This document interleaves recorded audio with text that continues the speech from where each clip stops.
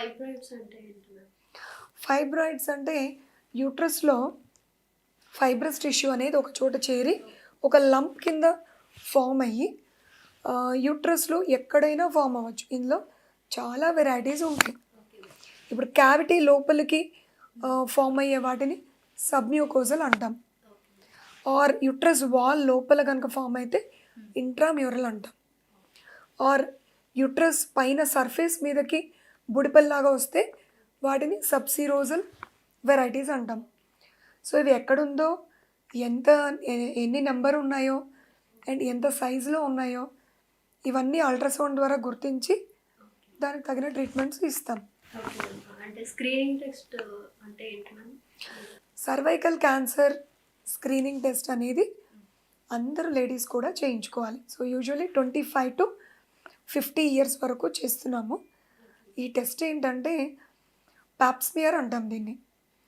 So ఈ test ఒక brush లోపలికి ఇన్సర్ట్ చేయడం ద్వారా ఈ సర్విక్స్ మీద ఉన్న సెల్స్ని క్యాచ్ చేసి వాటిని ల్యాబ్కి పంపడం జరుగుతుంది.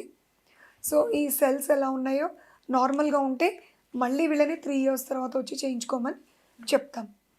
సో ఈ టెస్ట్ ద్వారా సర్వైకల్ క్యాన్సర్ అనేది కొన్ని సంవత్సరాల తర్వాత ఏర్పడేది ఉన్నా మనం వెరీ ఎర్లీ స్టేజెస్లోనే గుర్తించి దానికి ట్రీట్మెంట్ ఇవ్వచ్చు. సో వాళ్ళు దాని బారి పడకుండా మనం ప్రొటెక్షన్ ఇవ్వచ్చు. అంటే ఇప్పుడు ప్రెగ్నెంట్ అని కన్ఫర్మ్ అయిన వెంటనే ఎంత ఫ్రీక్వెంట్గా డాక్టర్ని కలిస్తే మంచిది? సో ప్రెగ్నెన్సీ కన్ఫర్మ్ అయింది అని వస్తుంటారు పేషెంట్స్. సో మొదటగా వీళ్ళకి ఫస్ట్ విజిట్లో ఏం చేస్తామంటే వాళ్ళకి ఎన్ని వీక్స్ ప్రెగ్నెన్సీనో వాళ్ళ డేట్స్ ద్వారా గుర్తించడం జరుగుతుంది. ఆ తర్వాత ఆ ప్రెగ్నెన్సీ యూట్రస్లోనే ఫామ్ అయిందా లేదా అని కూడా చెక్ చేయడం జరుగుతుంది.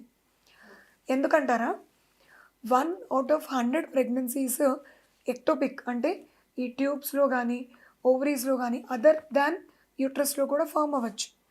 కానీ అవి డేంజరస్. సో అవి రప్చర్ అయ్యే రిస్క్ కూడా ఉంటుంది. సో ఈ యూట్రస్లోనే ఉంది అని గుర్తించడం చాలా ఇంపార్టెంట్. నెక్స్ట్ వాళ్ళకి కొన్ని బ్లడ్ టెస్ట్లు కూడా చేస్తాం. వాళ్ళ జనరల్ హెల్త్ ఎలా ఉంది, వాళ్ళ హిమోగ్లోబిన్, థైరాయిడ్, బ్లడ్ షుగర్స్ ఇవన్నీ చూడడం ద్వారా వాళ్ళ హెల్త్ చూస్తాం. అండ్ ఆల్సో ఇవి కరెక్ట్గా ఉంటే బేబీ గ్రోత్ కూడా ప్రాపర్గా ఉంటుంది. For more videos like this, subscribe Big TV channel.